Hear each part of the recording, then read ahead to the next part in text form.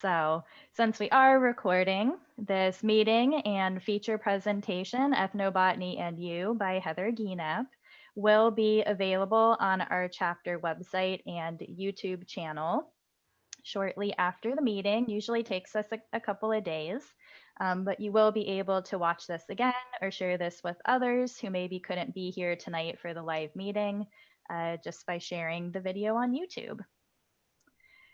So we do have a series of exciting announcements tonight, so we'll get right into that before hearing about Ethnobotany and You. Okay, so first I'm going to turn it over to Connie Nagel, who is our membership chair, to talk about these Palmetto Awards. Great. Thank you, Andy, and welcome everybody to tonight's meeting. We're starting off with some really great news and reflective of the activity that our board members are participating in the Native Plant Society. It's my honor and to introduce these or to share these awards out with everybody.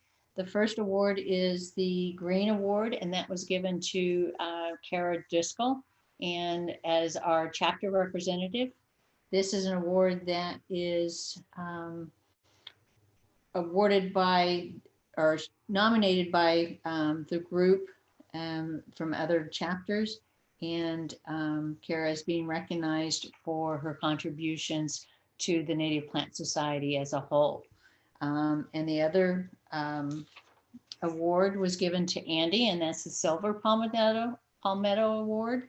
And that was, Andy was the director at large last year on the state board. And this award was chosen, and she was chosen by the FNPS president to receive the Silver Palmetto.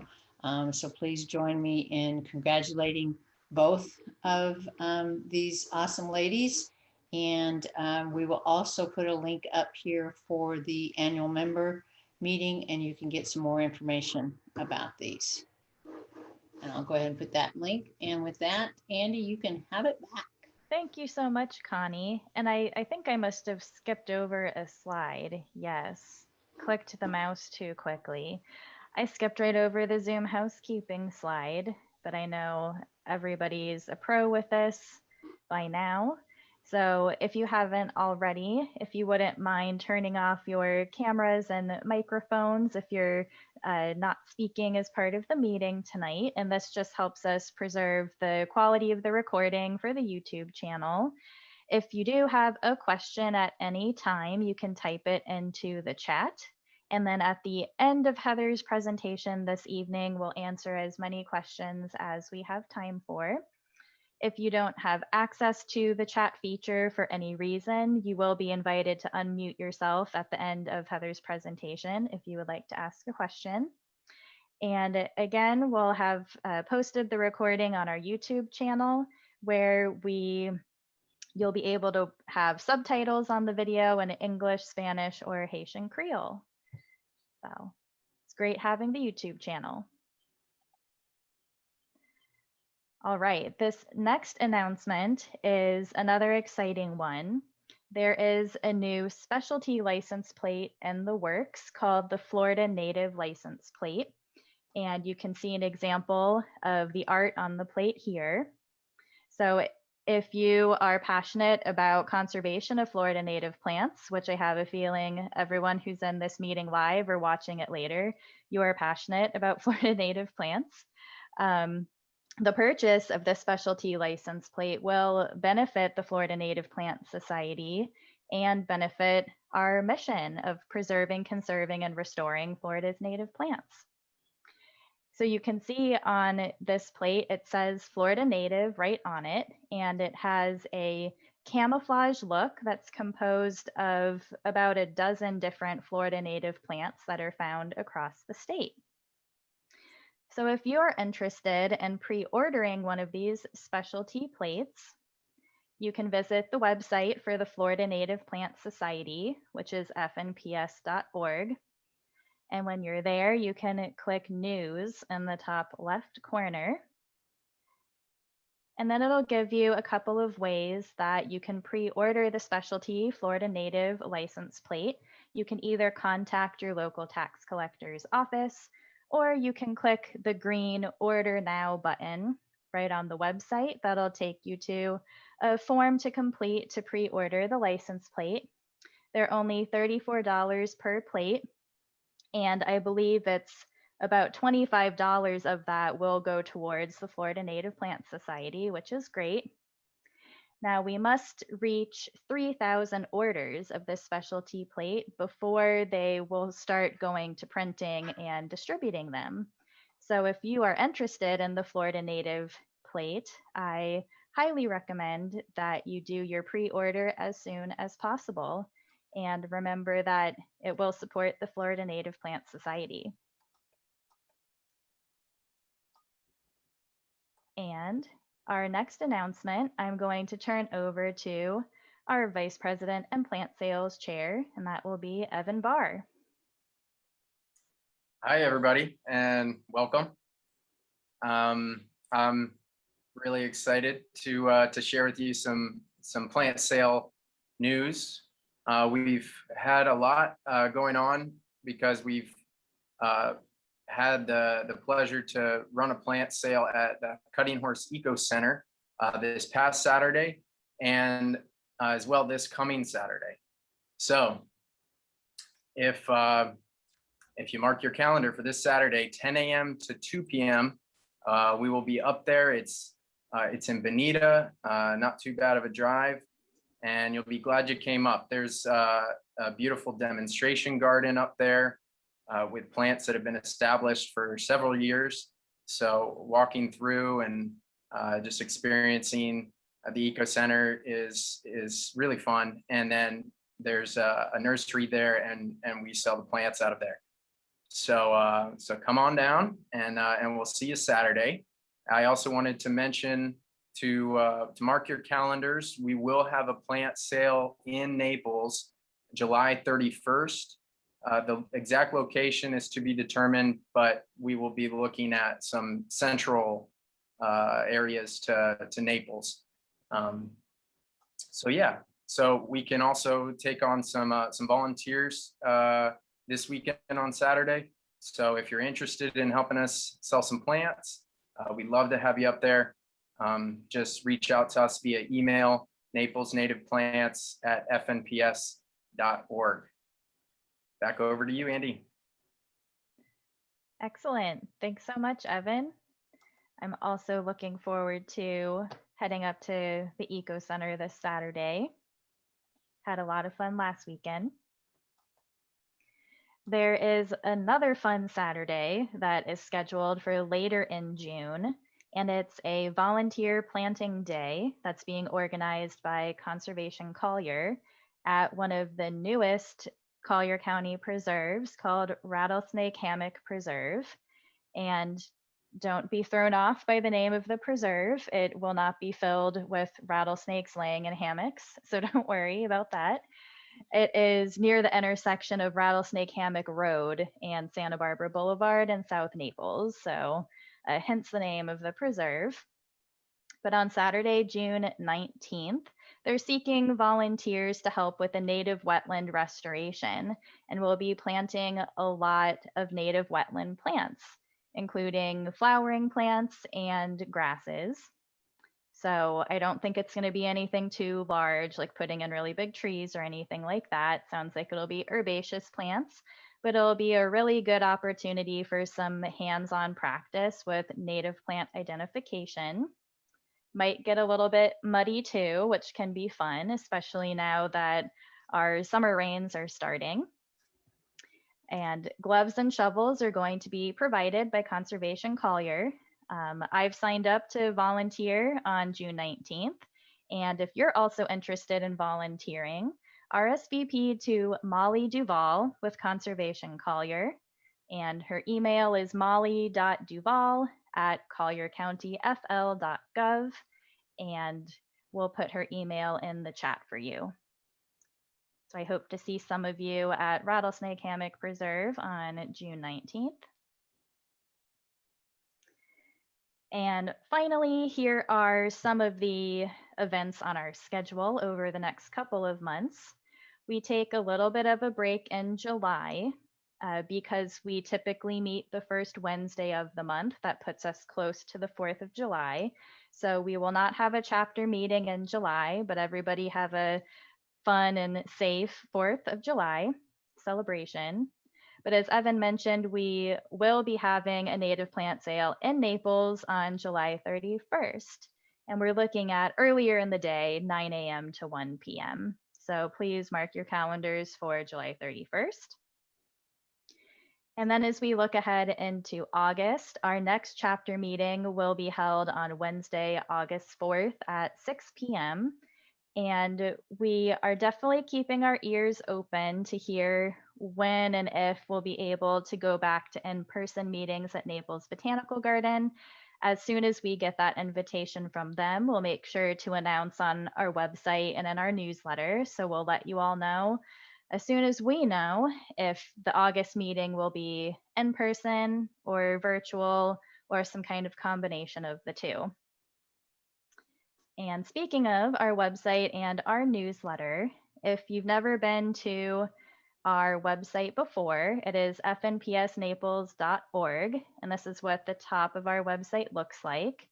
Over on the right where it says e-newsletter, you can click to subscribe to get our monthly e-newsletter. And that's really the best way to hear all about the programs and field trips and native plant sales and everything else. So if you are not already getting the newsletter, I highly recommend that you subscribe. And if you are not yet a member of the Florida Native Plant Society and you would like to be, you could click the blue Join Us button in the top right corner of the website. And once you become a member, not only will you be supporting the conservation of Florida native plants, but you will also be eligible to receive a 1-hour free native landscaping consultation at your home as a member of the Naples chapter. So again, thank you everybody for joining us tonight. Thank you for listening to our announcements. And now it is my pleasure to introduce our feature presentation, Ethnobotany and You by Heather Gienapp. And the photo you see here, Heather is on the far right in the pink long sleeve shirt. And you'll get to see her in her video momentarily. This was after a really fun ethnobotany walk that Heather led at North Collier Regional Park a couple of years ago. And before I share Heather's official introduction, I also wanted to share, if you haven't already heard from earlier, that Heather and I worked together at 6 Mile Cypress Slough Preserve in Fort Myers for about 4 years. Heather was my wonderful supervisor and also my mentor. And I really credit Heather with helping me rediscover the nature awareness skills that I had inside of me. And she's taught me pretty much everything I know about native plant ethnobotany. So that's why I'm really excited to have Heather here with us this evening and for all of you to meet her. And now here's Heather's official introduction. Heather Gienapp is an environmental educator and amateur ethnobotanist. She has 18 years of experience teaching a variety of earth skills, such as nature awareness, primitive fire making, shelter building, basket making, and more. She is currently reading Plants Have So Much to Give Us All We Have to Do Is Ask by Mary Gienapp. So I'm sorry if I mispronounced the author's last name, if you're familiar with it. But the book was Plants Have So Much to Give Us, All We Have to Do Is Ask. And Heather's next project, inspired by the Calusa, is making a fishing net out of Spanish moss. And if that tidbit doesn't intrigue you to listen to Heather's presentation, then I don't know what would. So thank you again, Heather, for being here with us this evening. I will stop sharing my screen so you can share yours, and I will give you the floor. Thank you. I skipped a step. Hold on. That's okay. All right.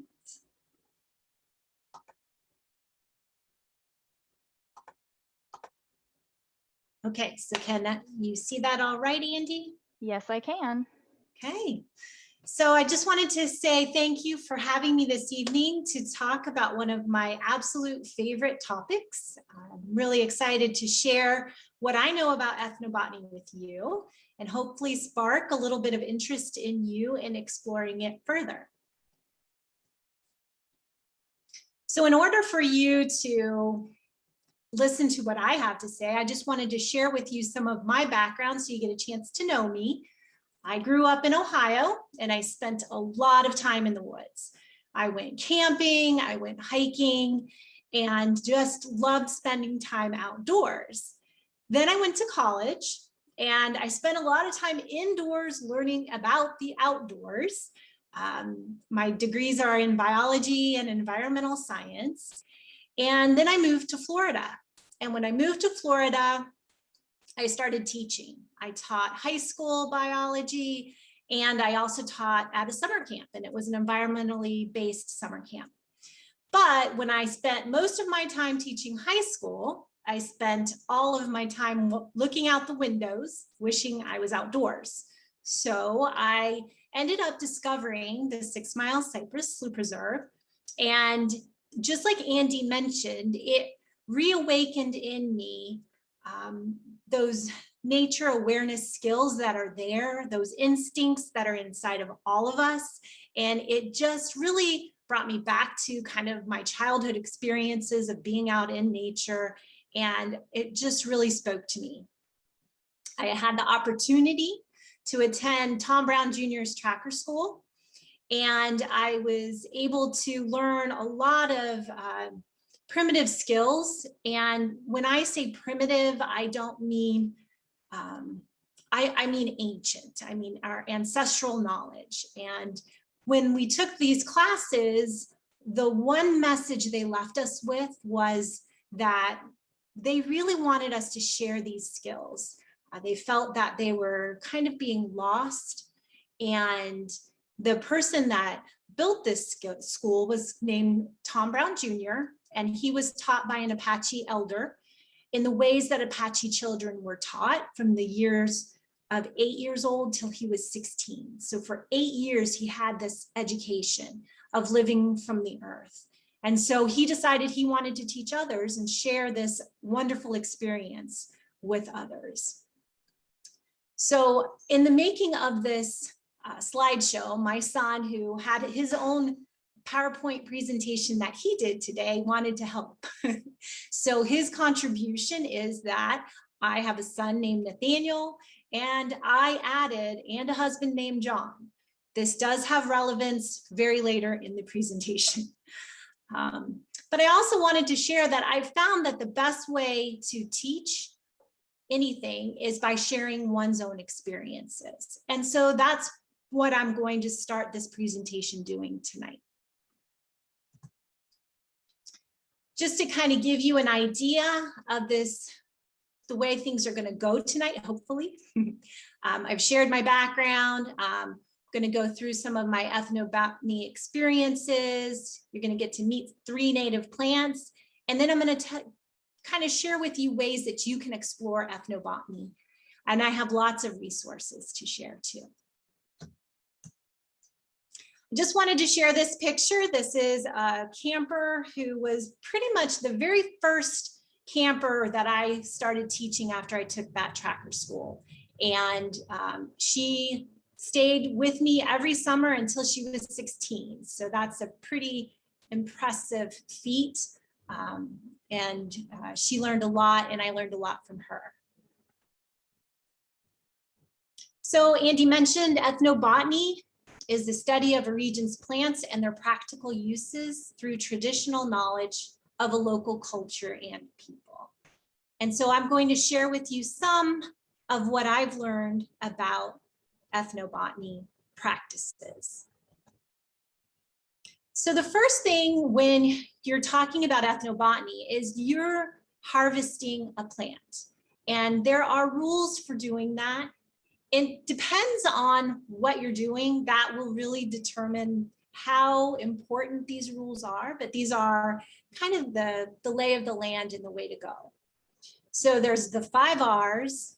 You always want to make sure that you have the right plant.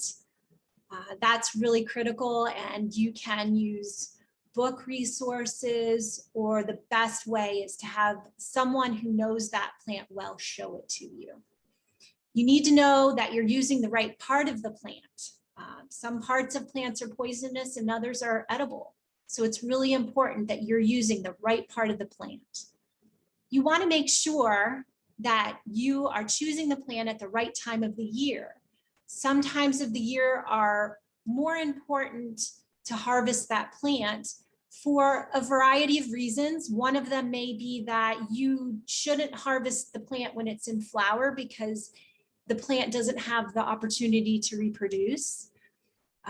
Others may be because the part of the plant that you need isn't ready at that time of the year. So there's a wide variety of reasons for the timing of the year that you collect that plant. Also, the right collection method. You want to make sure that as you're collecting the plant, you're not taking away from the characteristics that you need for whatever you're using it for.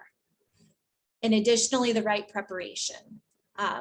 In the beginning, we had a little social hour and we were talking about oaks and their acorns. And I had a volunteer who made flour out of the acorns. But there's a lot of steps in the process, and that includes boiling the water multiple times to get rid of the tannins. And you have to put the acorns into boiling water, because if you put them into cold water and then boil it, it locks the tannins in. So there's so many things that you have to take into consideration when you're preparing a plant. As always, whenever you're thinking about collecting plants, you want to think about hazards, potential hazards to you. And when we go out into the woods and we're focused on a plant, sometimes we go into tunnel vision. And this has happened to me before. I see the plant, I make a beeline for the plant, but I don't check my surroundings first. And of course, in Florida, the #1 hazard is fire ants.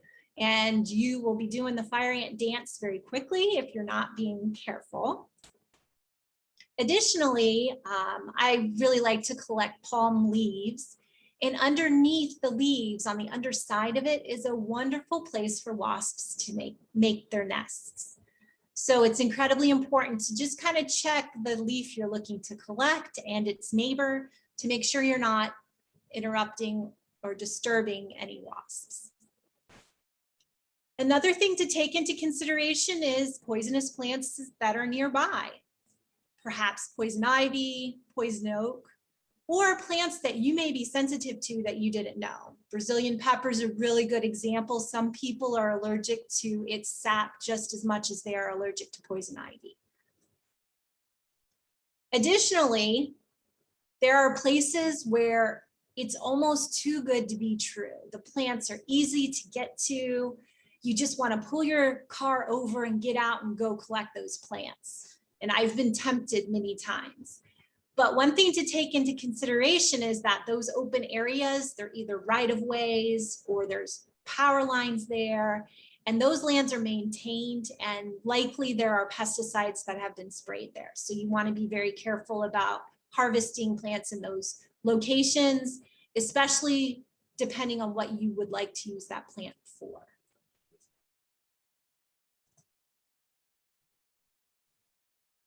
Whenever you are collecting a plant or harvesting a plant, you are taking a life or a part of that plant. So there are things that are important to ask. It's important to ask the plant for permission or for help. You can tell the plant what you will be using it for. You must never collect more than 1/3 of the plant. And the reason for that is just making sure that you don't endanger that plant or eradicate that plant from an area. It's important for you to give thanks and an offering. In tribal cultures, tobacco has always been given as an offering. I don't personally have sacred tobacco or tobacco readily available to me to offer. And so I perhaps will offer, if it's dry, bit of water. So whatever I find that is important at that time of the year that I feel would be valuable as a gift or an offering. So some of my early experiences with plants, I really encourage you to think about that, because as I was preparing for this presentation, I really wanted to go back and think about what were my first impressions of plants as a child? What were my first memories? And some of my fondest first memories were climbing trees. And of course, for me, climbing trees was easy and fun. Climbing up, much easier than climbing down. So I learned a lot. I know that for me growing up, especially kind of in the teenage years, when I needed solace or comfort, or I was dealing with a problem, there was a farm field behind my house. And in the middle of the farm field was this gorgeous, huge oak tree, and the branches almost touched the ground. And I would go there when I just needed time to think. And it was such a comforting place. And perhaps some of you've had an experience similar to that. And then on the fun side, I used to love we had a concrete block wall, and I used to love taking sticks and trying to make tools out of them. So I would, kind of scrape them on the wall to make them into like a pointy stick. So that was very fun for me. When I went to college, I absolutely loved my botany class. Looking at plants on a cellular level was just amazing to me. I excelled at it. It really spoke to me. But when I moved to Florida and learned about ethnobotany, at the SLU from my mentor, Mary Rude, it just opened up a whole new world for me. And I'm just fascinated with the thought of plants helping us.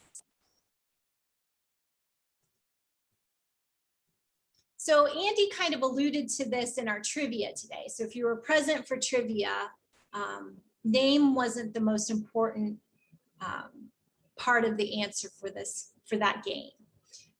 So you think, what is in a name? If you think of the name Heather, it really doesn't tell you much about me. Although I confessed to Andy when I was doing this presentation, I realized I am named after a plant. So perhaps that's not the best example.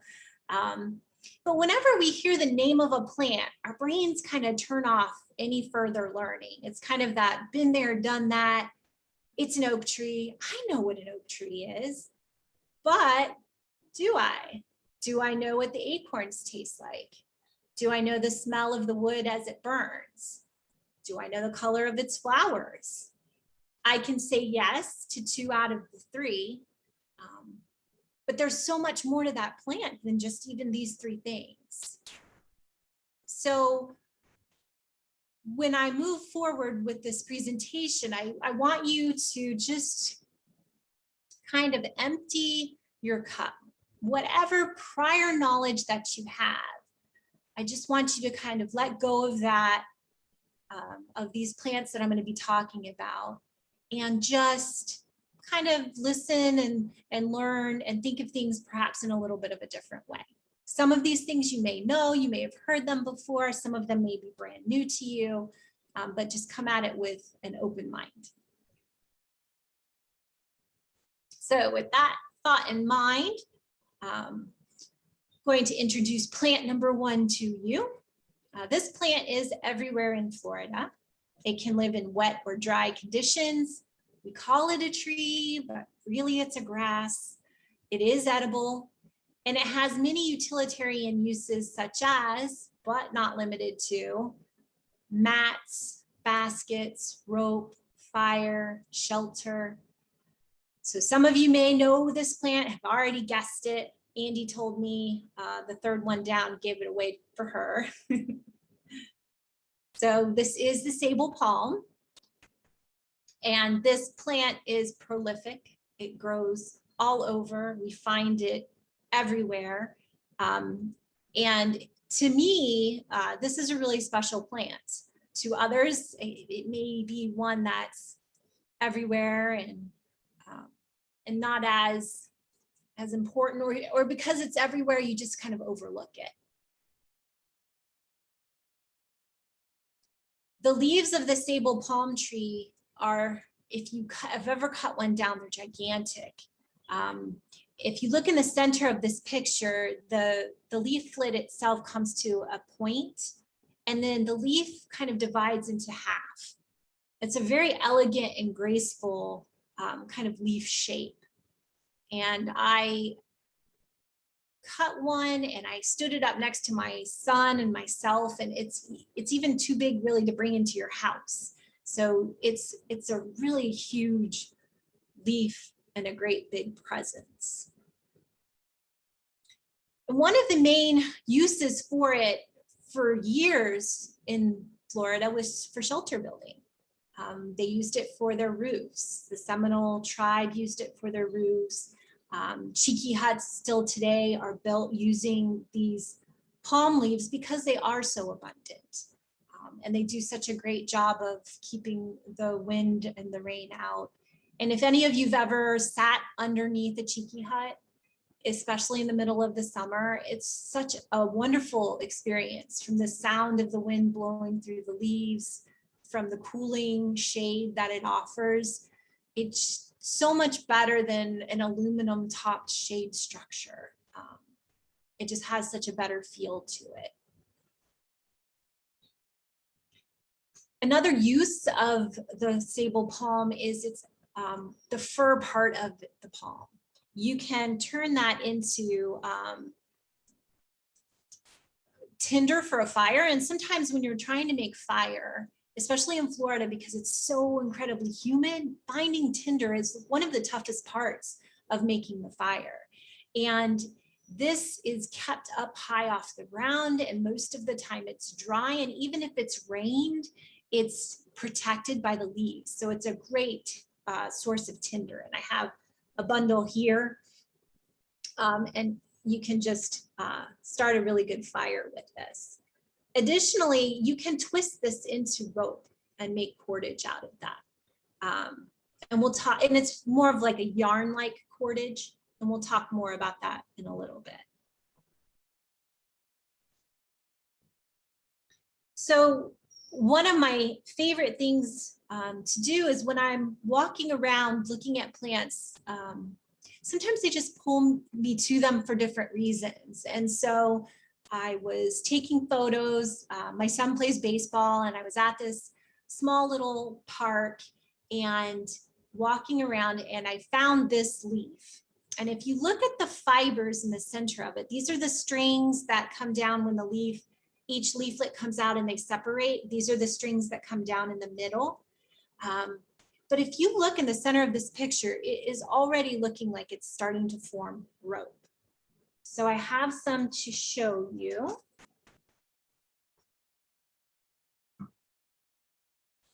Well, we'll use this one for my example. So if you look here, you can twist it into rope. You can double it back on itself. And this makes very strong rope. This I could not break with my hands, but you can see it's made out of all of those fibers.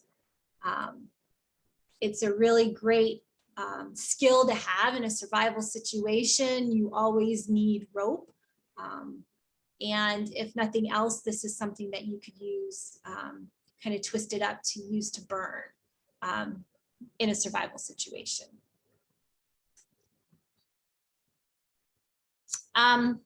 So before we meet plant number 2, I have a little bit more of a show and tell for you. The leaves of the Sabal palm you can make into mats.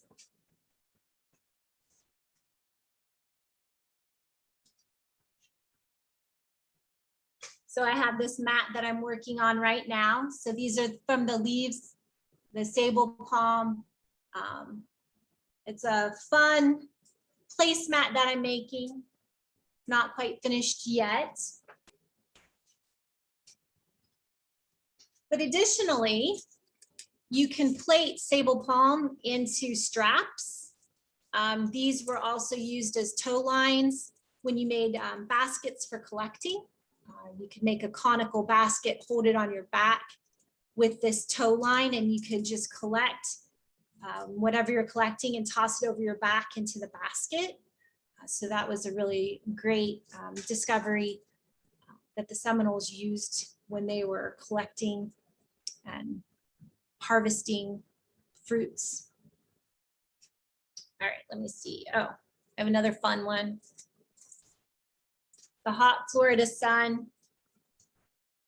So you can definitely shade yourself. This is more of an Asian cultured hat, but you can make visors out of Sabal Palm as well, things that'll shade you in the hot sun. So there's lots of things that you can make out of Sabal palm trees. And again, too, there's a food source, the heart of palm. I've seen a video of someone trying to harvest a very live Sabal palm, and to get the heart out of it, it does kill the tree, and it is an extremely labor-intensive process. So as far as nutrient value, it's not that great of a nutrient value for the amount of effort that you exert. So again, smaller trees that are new, that are growing, you can harvest them and it's not as much work. So lots of opportunities. All right, so I'm going to introduce plant number 2. This plant grows tall and straight and lives in high dry land or hydric areas that are wet, that it has grown up in those wet areas.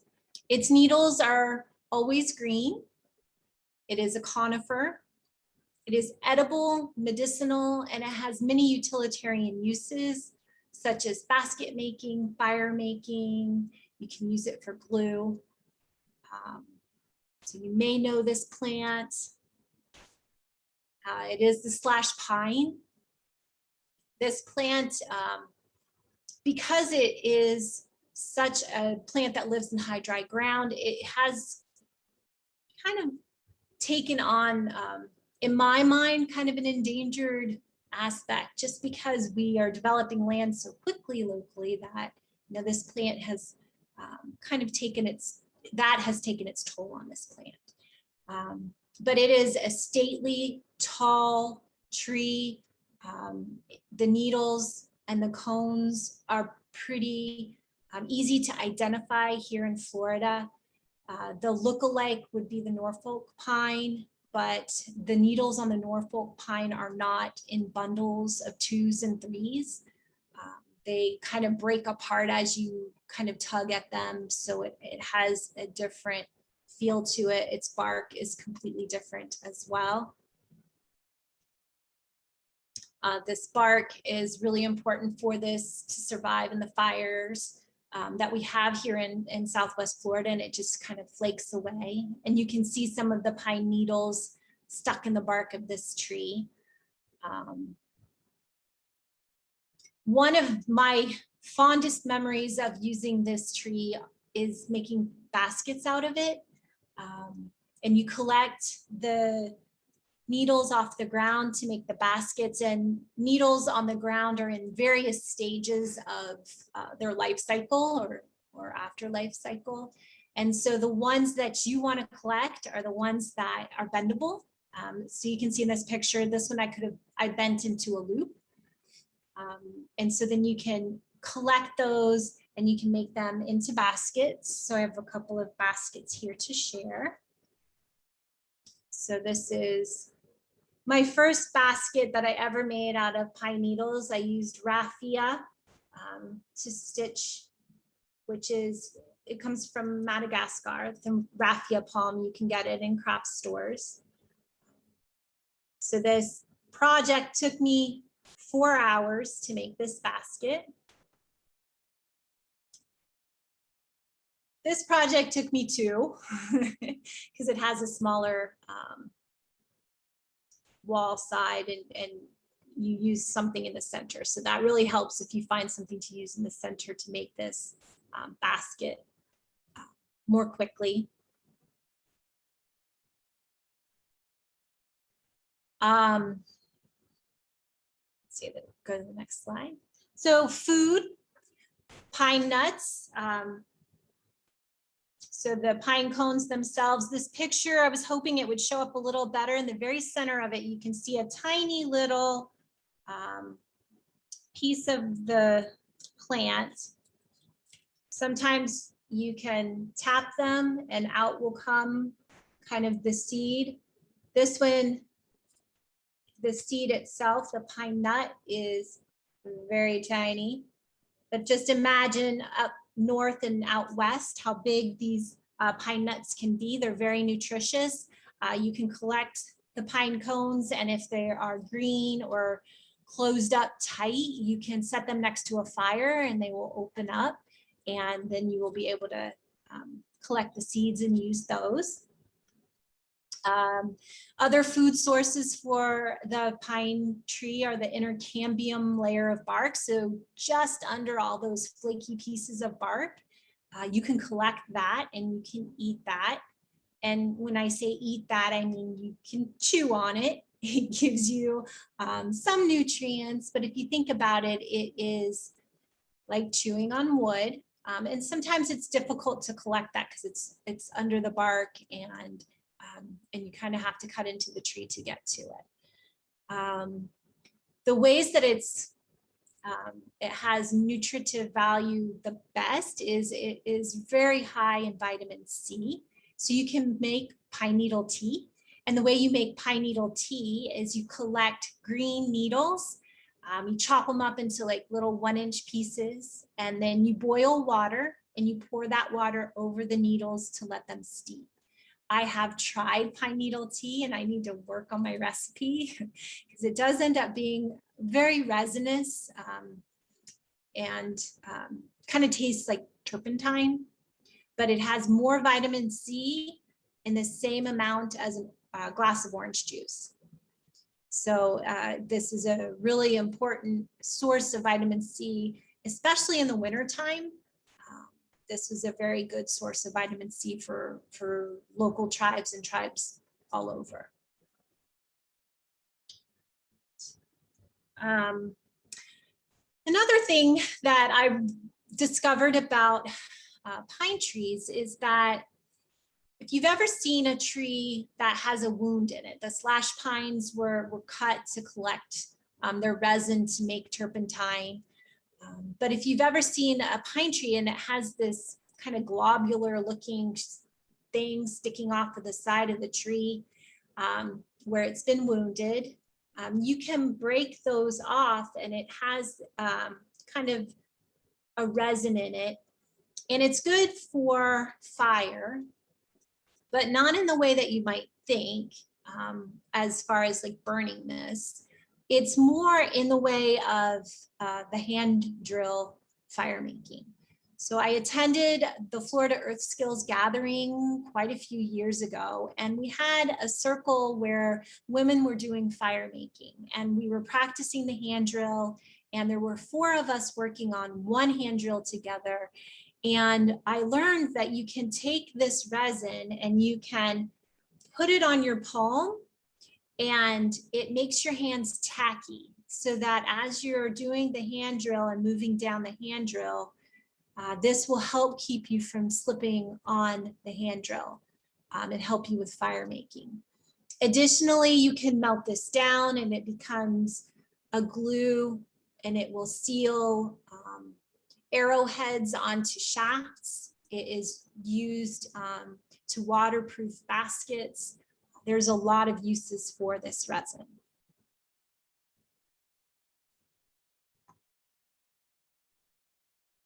So when I talk about these plants, I've spent a lot of time with them, learning about them and what their gifts are. And I was first learning about ethnobotany, and I was getting ready to teach a class, a pine needle basket making class. So if you can imagine 10 people in a class making pine needle baskets, I needed to collect a lot of pine needles. And in order for me to do that, it would have been very time consuming to bend down and just pick up pine needles and then test them to make sure that they were in good shape to make a basket out of. And so I was at 6 Mile Cypress Slough Preserve, and I had been putting off collecting these needles because I knew it was going to take a long time. And I would drive up and down 6 Mile Cypress Parkway going from place to place. And there was a pine tree that I noticed that had started to lean. And I watched this pine tree, and it leaned more and it leaned more. And then one day it fell over. And I kept feeling pulled toward that tree. And I kept going by it. And finally, I couldn't ignore that pull anymore. And I stopped to collect the pine needles from it. And when you think about that, it was the gift to me was that after this plant had died, its needles would live on in baskets that we made. I was really excited to have the opportunity to collect these needles. And when I walked up to the plant, it was the easiest collection process. I just slid my hand down the branch and I was able to pull an entire bundle of needles off. And they were all the right consistency for the basket making. So it was really an incredible gift, and it was an honor for me to be able to use those needles to teach others how to make baskets. So we're going to talk about plant number 3. This plant is also found everywhere in Florida. It was used in the 1920s as stuffing for car seats by Henry Ford. And that probably is the best giveaway. It is medicinal and utilitarian. So you may have guessed that this plant is Spanish moss. Spanish moss is a plant down here that doesn't grow as much as it does up in northern Florida, but you can find it in large quantities.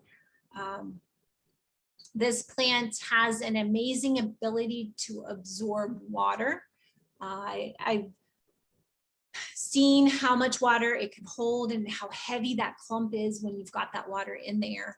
And it also has antiseptic capabilities. And so during the Civil War, this plant was used to help dress wounds of the soldiers in the South. As you can imagine, since it could absorb so much liquid, it was a great bandage, and the antiseptic capabilities of it as well helped prevent infection in those soldiers. So it's a pretty amazing plant for that alone. But additionally, you can use this plant to make fish nets. And in order to be able to do that, you have to use the plant's inner parts. So when you see Spanish moss, it's green, it's soft and flowing. All of that outer scaly green part that absorbs moisture and nutrients from the air has to come off to be able to make a net. So underneath is a harder, coarser, scalier fiber, and it's black.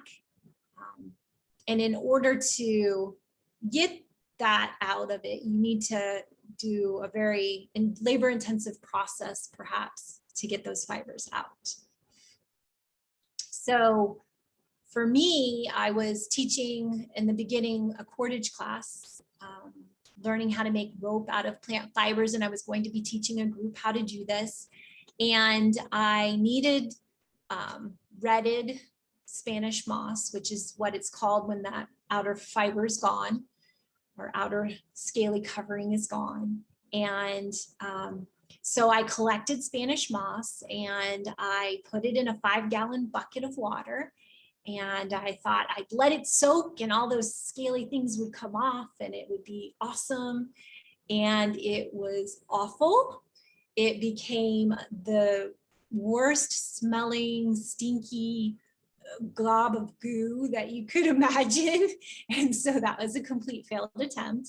So I decided that I needed to regroup, and I went camping, and I was walking along the Peace River, and I saw on the banks of the river, it was about this time of the year, it was still kind of dry season, the rains hadn't started to come yet, and I found this big, huge black pile of fully retted Spanish moss, and it was like gold to me. So this is kind of what it looks like, just those fibers that you use to twine into rope. And so this was one of the gifts that it gave me prior to teaching this class. So then I wanted to, so I took this back to camp. I made rope out of it. I was super excited. I made 2 different thicknesses of rope, all these different kinds of rope. And then I was getting ready to teach the class, and I was back here in Fort Myers, and I wanted to have a sample of what Spanish moss looked like when it wasn't retted, the way we usually normally see it. And so I went out, I was at Lakes Park. I went out to collect some from the natural area. And I was pulled to this plant, the Spanish moss plant, and I went to go get it, but there were so many obstacles in my way. There was greenbrier, and it was kind of up on this embankment, and I just wasn't having any luck getting it. So I gave up on that one, and I went to another one, another clump of Spanish moss, and that wasn't any better. So I decided I felt pulled back to that other one. And so I went back to that other one, and I collected it, and I took it back to my office, and I put it in a baggie because I wanted to keep everything neat and together. And I sealed the Ziploc baggie, and I went home for the night. And then I came in the next morning, and I saw that closed baggie of this beautiful plant. And I thought, what am I thinking? You know, it needs to breathe. And as I opened up the baggie, I noticed the most beautiful fragrance. It was a really light and delicate fragrance, and that it had flowers on it. And I had never seen a flower of a Spanish moss before, never smelled the fragrance of its flowers. And so to me, this was another gift in exchange for teaching some of those ancient skills. So,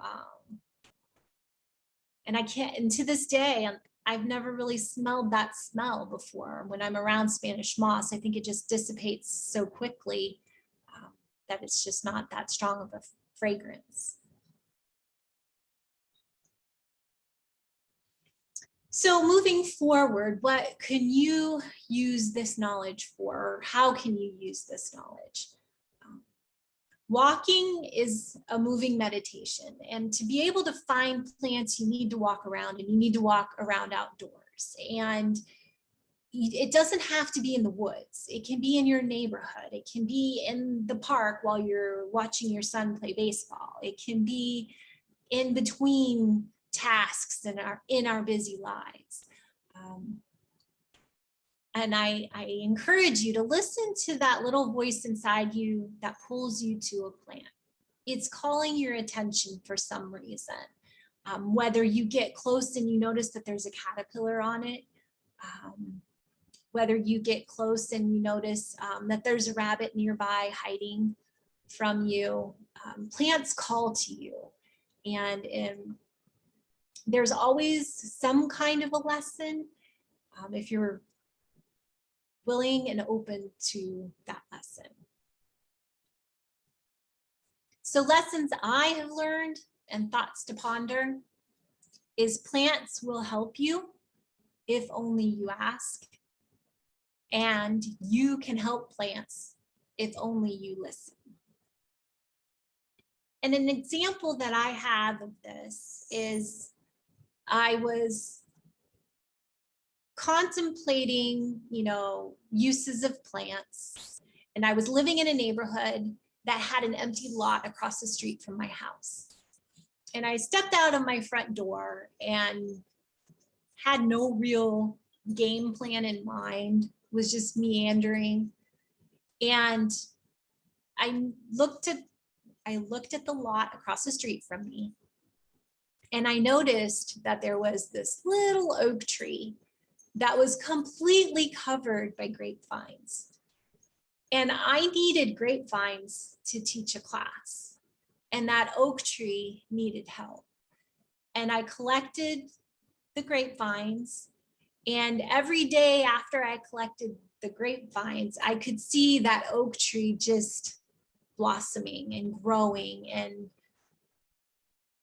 it just made me feel like I had done a little bit of caretaking. And I haven't really talked much about that in the presentation today, but caretaking is a critical part of ethnobotany. The caretaking to not take more than a third of a plant. The caretaking to listen to a plant that might be in need. I know perhaps some of you may know what I'm talking about, may have experienced that, may have, seen a plant that needed water in your house, in your garden. But sometimes they tell you before it gets to that visible wilted state. And then the part where I say plants will help you if you only ask. I told this to Andy yesterday, but when I was preparing for this class, she was asking for some suggestions for the trivia, and I was walking around and I was thinking there's so many choices. Like, how do I know which ones to pick? How can I pick these plants? And I was walking in my neighborhood, and I was almost done with my walk. So, when you start out walking, you have all these thoughts in your head, and then those thoughts start to go away, and you start to calm down and come to some kind of a quiet place. And all of a sudden, Spanish bayonet popped into my head. And I looked to my right, and there was a Spanish bayonet. And did the plant say, pick me? I don't know. It felt like it to me at that moment. And it's interesting because as we started this talk tonight, one of the participants was talking about a Spanish bayonet and seeing a bunch of insects on it. So I just felt like it was a really good choice for the program tonight.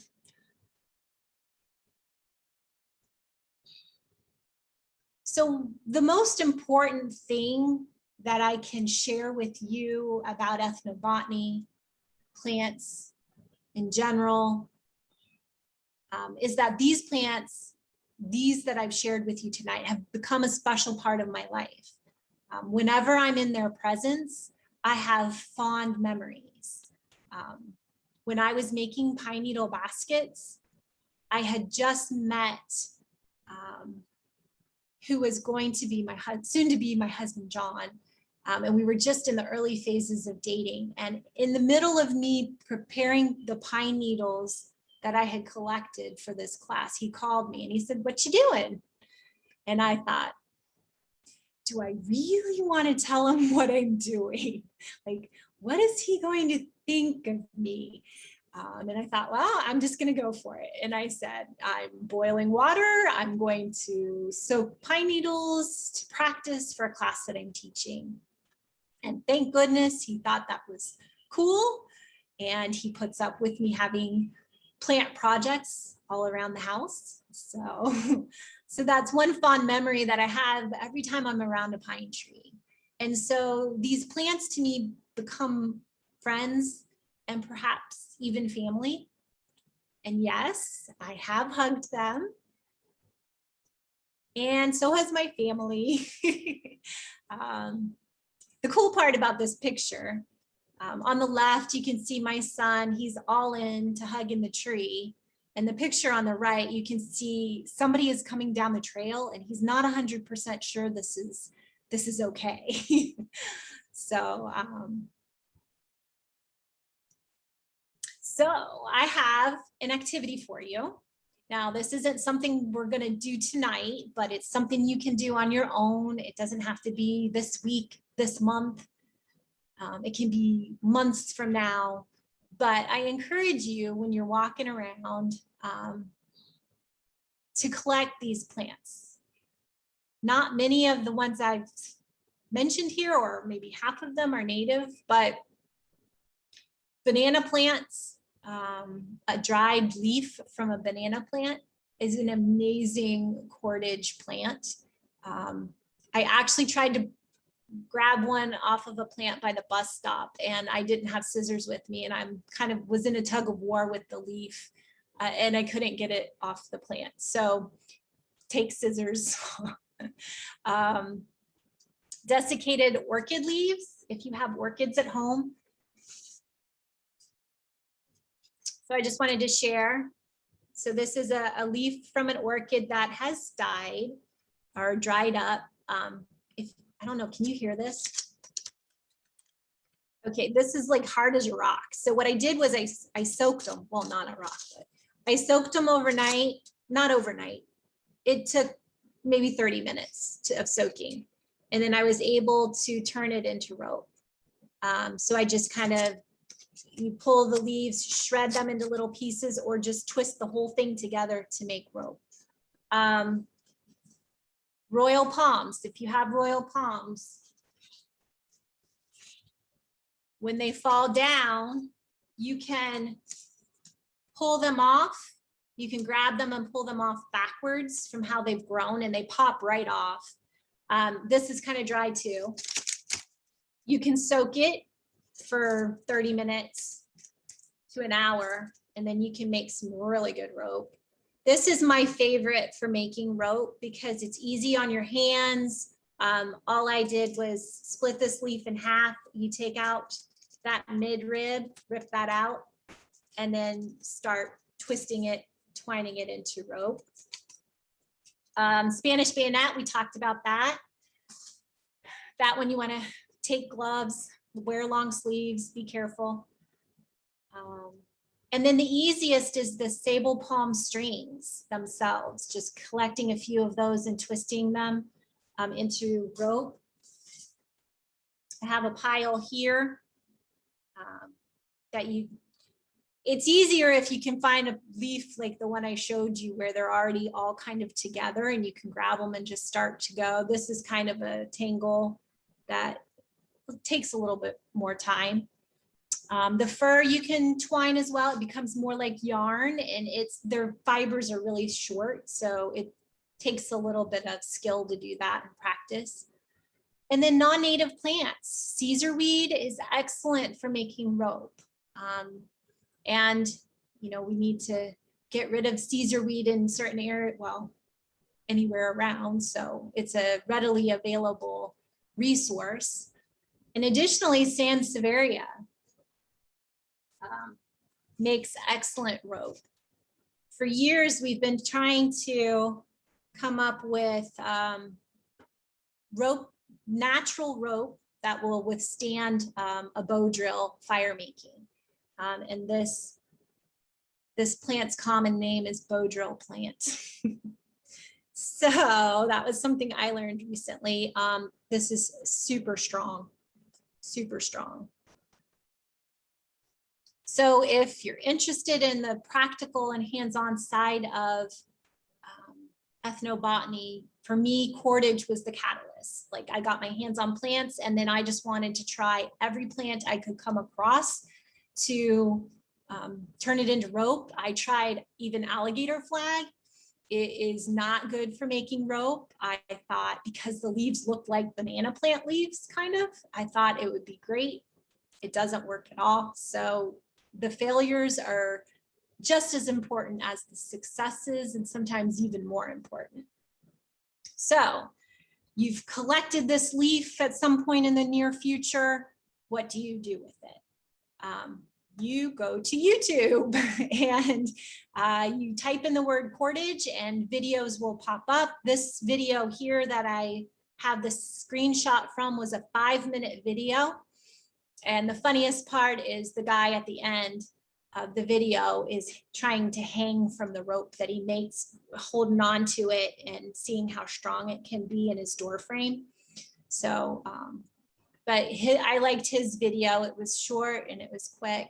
and it was good information. So any of these things you can look up: basket making, pine needle basket making on YouTube. Lots of ideas of ways to do this. And even for me, when I first started making pine needle baskets, I just ordered a kit from Acorn Naturalists because I wanted to know what all the parts and pieces were together to make it. And then after that, I started collecting my own. Slash pine needles are very long. Longleaf pine needles, of course, are longer, but slash pine needle can be 10, 12 inches long. And so it's a great plant to use for pine needle baskets. All right, so the fun part, all the resources, if you're interested in exploring further. My favorite book for Florida crafts is by Robin C. Brown. It's The Crafts of Florida's First People. It has everything in there from making saw palmetto baskets to clay pots to making rope. It is a great book, a very short book, very good pictures, excellent instructions, very easy start.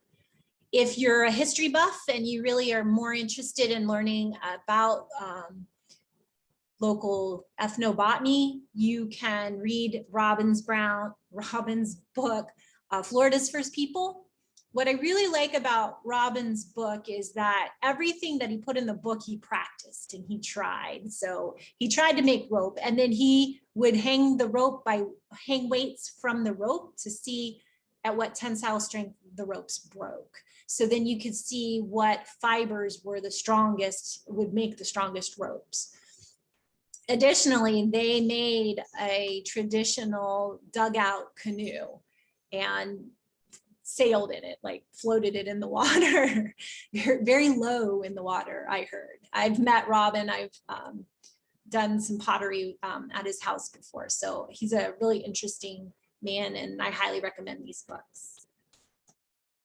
This book's my favorite for basket making and plating, and the plating is to make the straps and things like that. There's all different kinds of straps in there and different ways of making rope and cordage. This is something you may have done when you were younger to make some kind of a bracelet out of different materials too. So that's a great book for that. If you're more interested in edibles and medicinals, these two books are really good. The book on the left is the one I'm currently reading. And for me, this book is everything I've ever wanted in a book about plants, even the title. There's great traditional tribal stories in there. And basically it is the information from 400 years of oral traditions in the Anishinaabe tribe. And the woman that actually wrote the book was taught by this person who had that 400 years of oral tradition. And she's tried the remedies in the book. She has stories about their origins. There's recipes in this book. So again, it's a really great book. Tom Brown's Field Guide series, his entire series is really good. This one specifically is just about wild edibles and medicinal plants. And what I really like about this book is it talks about the personalities of plants and his personal experiences with these plants. And so that I've found was very endearing to me. If you are more interested in in-person edibles classes, which I highly recommend because you're with someone who has tested it, who knows the plant well, and knows what it looks like in different growing conditions and different phases of the year. Green Dean offers classes. He's based out of Port Charlotte, and he on his website lists the classes. And he additionally in the class description tells you which plants in particular he plans to cover in those areas. So his classes are really great. His website has an extensive database listing of plants. So you can put a plant in there and learn the edible side of it. Right. And then if you're a social person or you're more interested in a wide variety of skills, Earth Skills meetups are wonderful communities for that. MAPS Meet, which is on the left, which is by a group called Ancestral Knowledge. I've not been to that one myself, but that one has been established for a lot longer than the Florida version of it. But the people that go to the MAPS Meet travel to the Florida Earth Skills gathering as well. So I have attended the Florida Earth Skills gathering and it was wonderful. I had really great experiences. There were so many things that were being taught concurrently though, that I wanted to go to everything. And so one of the fun classes that I went to was making sandals out of recycled golf cart tires. And the reason I went to that class is because I was on my way to the lost proofing class and I got lost and I couldn't find the instructors or the class. So it was a happy accident and I went and made those sandals. And then at camp, I taught kids how to make sandals out of royal palm sheaths, the thick part of the sheath of the plant. So it worked out. Just wanted to tell you all, thank you very much. I hope you've enjoyed and learned something from tonight's presentation. I want to thank Andy for inviting me because I had a lot of fun preparing for this and just getting my hands on plants again. So thank you all very much. And then questions. Yes. Thank you so much, Heather. That was a wonderful presentation. And I was having a lot of flashbacks to 6 Mile Cypress Slough and summer camp, as I'm sure you're not surprised to hear. Yes. You're a really wonderful storyteller, and that definitely came through tonight with all of your own personal stories and examples related to the different plants and the ethnobotany rules and guidelines. I have one question, and then there was a request in the chat as well. But at this point, everybody should feel welcome to type your questions in the chat if you haven't already, or get ready to unmute yourself if you don't have the chat feature. Heather, do I remember correctly that you met Dick Workman and that he might have taught you one of the ethnobotany skills? And I bring Yes. up Dick Workman because he was one of the founding members of the Florida Native Plant Society, for those of you who maybe haven't heard. And he was a leader of the Untitled Chapter, and we have a couple of those members with us here this evening. And of course, it was very sad to hear when Dick Workman did pass away recently. But I have a story about him. Good. So this basket is one that he made, and he taught me how to make this. But for years, he would come to our camp and teach this basket making. And he told me that it was a Cherokee gathering basket. And later, I came to find out that nobody taught him to make a basket from one saw palmetto leaf, that he kept going by that plant and it called to him and he thought, you must be able to make a basket out of that leaf. And so then he was able to teach himself how to do that. So I just thought that was really cool that the plant kind of just called to him. That is very cool. Then the request that we had, if you wouldn't mind to stop sharing your slides, and then that will make the video of you bigger. And if you wouldn't mind showing some of your pine needle baskets again. And everybody can also choose the view. You can choose to just look at the speaker.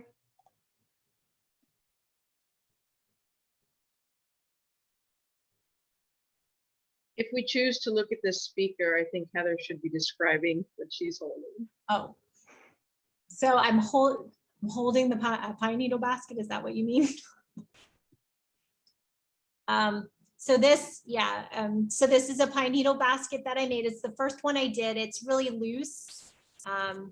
You can actually put beeswax on them and it helps kind of preserve their color and their integrity. I have not done that with this one. So this one's kind of loose, but it serves its purpose well. This one is a little more decorative, just because it can't really hold much unless it's really big. And it's a very shallow basket. It's fun to make pine needle baskets, but it is quite time consuming. And there's a lot of different stitches and different materials that you can use for the stitches. Oh, I have a basket that one of the volunteers that I taught, she gave me. She took pine needle basket making to a whole nother level, made Easter baskets for her entire family. So, all right, so was there another request for others items or just the pine needles? I believe it was mostly for the pine needle baskets. That's when the request came in, if I remember correctly. But does anybody else in the audience, would you like to see one of the props again?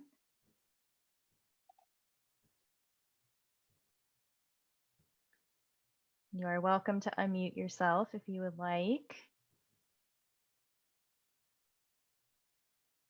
Oh, placemat. That would be a good one.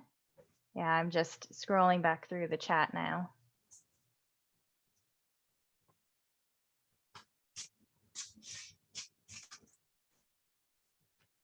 So for this one, I separated, when you pull the leaves off the pine, the Sabal palm leaf, they are in two parts. So you split those in half. And when I make a mat, I leave that strong spine that I told you to take out in the royal palm when you're making rope. It just makes the mat stronger. I can just hide behind it. You can really see the pattern now. Yeah. Now that we have you on full screen. And you can see some of the little strings that you use to make rope too are still stuck to the leaflets. Thank you. Early on in the chat, one of the attendees named Juniper, so sharing a plant name with you, Heather, two plant named people. Juniper says, I made a cattail pillow in middle school and it was so soft.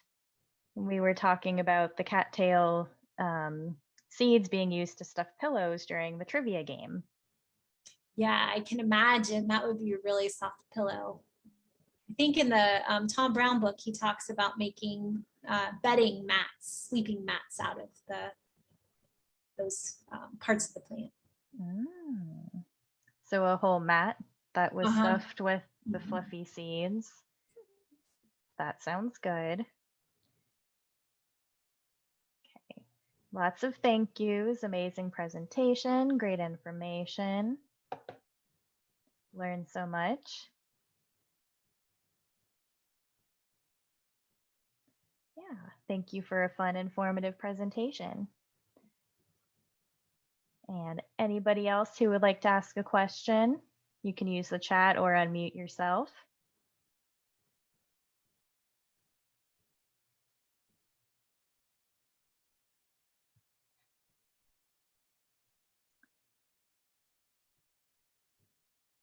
All right. Well, Heather, it's been an absolute treat to have you with us this evening.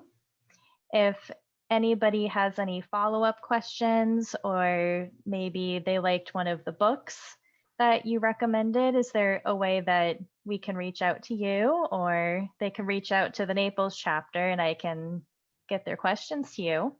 I neglected to put in a slide with my contact information. So it is Heather Gienapp at gmail.com. Would you like me to put that in the chat? That'd be great. Okay, Heather Gienapp. Yes. At Gmail.